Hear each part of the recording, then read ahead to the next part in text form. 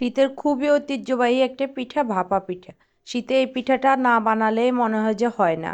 অনেকেরই কমপ্লেন থাকে ভাপা পিঠা ঠিকমতো হয় না। আজকে প্রত্যেকটা টিপস অ্যান্ড ট্রিক্স সহ ভাপা পিঠা রেসিপিটা শেয়ার করব। ভাপা পিঠা বানানোর জন্য এখানে আমি একটা বাটি নিয়ে নিয়েছি। এখন বাটির মধ্যে দিয়ে দিচ্ছি 3 কাপ ভেজা চালের গুঁড়ি।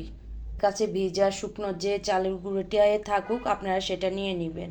এখন চালের গুঁড়িটাকে একটা সাইডে রেখে 250 ml এর একটা মগে 1 মগ পানি নিয়ে নিয়েছি। পানিটা হালকা কুসুম গরম, যেটাতে আপনি একটা আঙ্গুল চুবাতে পারবেন। এখন পানির মধ্যে দিয়ে দিচ্ছি 1 টেবিল চামচ লবণ।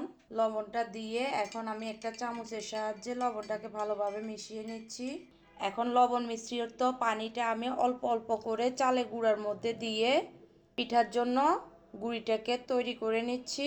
এটা একসাথে দিতে যাবেন না, এতে করে পানি বেশি হয়ে যাওয়ার সম্ভাবনা আছে।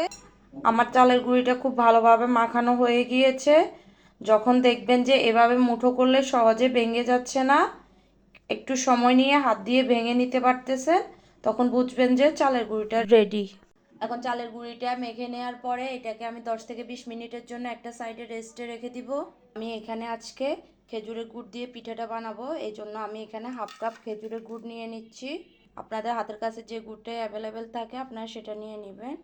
নিয়ে নিচ্ছে হাফ কাপ ফ্রেশ কোরানো নারিকেল। এখন নারিকেল আর গুড়টাকে একটা সাইডে রেখে দিচ্ছি।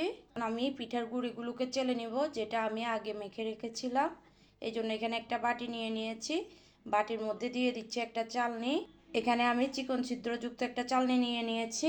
এখন চালনির মধ্যে আমি মেখে রাখা চালের গুঁড়িগুলো দিয়ে দিচ্ছি। চালের গুঁড়িটা দিয়ে দেওয়ার পর এখন আমি হাতের সাহায্যে এগুলোকে খুব ভালোভাবে চেলে নিচ্ছি।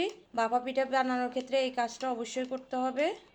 সবগুলো গুঁড়িয়ে আমি একইভাবে চালনি দিয়ে চেলে নিয়েছি। পিঠাটা বানানোর জন্য এখানে আমি একটা পিঠার ডাইস নিয়ে নিয়েছি। আপনারা যে কোনো ছোট বাটিতে পিঠাটা বানিয়ে নিতে পারেন। ডাইসটার মধ্যে আমি এখন সামান্য ময়দা ছিটিয়ে দিচ্ছি। ময়দাটা ছিটিয়ে দেওয়ার পর এখন আমি চেলে রাখা চালের গুঁড়ি এর মধ্যে নিয়ে নিচ্ছি। নিয়ে হালকা হাতে এটাকে প্রেস করে দিচ্ছি। চালের গুঁড়িটা হালকা চেপে নেওয়ার পর এর মধ্যে প্রথমে দিয়ে দিচ্ছি নারকেল কোরানো, আর দিয়ে দিচ্ছি আখের গুড়। চাইলে চালের গুঁড়ির সাথেও নারকেল আর গুড়টা মিশিয়ে নিতে পারেন। গুড় আর নারকেলটা দেওয়ার পরে এখন আমি উপর দিয়ে আর একটু পিঠার গুঁড়ি দিয়ে দিচ্ছি। এখন হালকা হালকা হাতে এটাকে ভালোভাবে চেপে নিচ্ছি। এখন পিঠাটা বানানোর জন্য আমি এখানে এরকম একটা পরিষ্কার নেট নিয়ে নিচ্ছি। আপনারা চাইলে এখানে চিজ ক্লথও নিয়ে নিতে পারেন।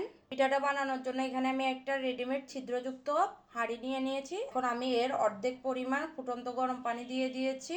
পানিটা থেকে যখন এরকম একটা ধোয়া বা ভাপ উঠতে থাকবে, তখন আমি বিসমিল্লাহ বলে পিঠাটা দিয়ে দিচ্ছি। এটাকে আমি হালকা হাতে একটু ট্যাপ করে নিচ্ছি। ট্যাপ করে নেওয়ার পর এখন আমি বাটিটা উঠিয়ে নিচ্ছি। উঠিয়ে নিয়ে জালিটা দিয়ে খুব ভালোভাবে পিঠাটাকে ঢেকে দিচ্ছি। এখন আমি পাতিলের সমপরিমাণ একটা ঢাকনা দিয়ে দিচ্ছি। দিয়ে এখন পিঠাটাকে আমি 3 মিনিটের মতো ভাপ দিয়ে নিব। 3 মিনিট পরে আমি ঢাকনাটাকে উঠিয়ে নিচ্ছি আর পিঠাটাকে চেক করে নিচ্ছি। আলহামদুলিল্লাহ আমার একটা পিঠা হয়ে গিয়েছে। এখন একটা প্লেট নিয়ে আমি পিঠাটাকে প্লেটের মধ্যে নিয়ে নিচ্ছি। আর এভাবে আমি সবগুলো পিঠাই বানিয়ে নিব। আমি একটা পিঠা আপনাদেরকে কাছ থেকে দেখিয়ে দিচ্ছি।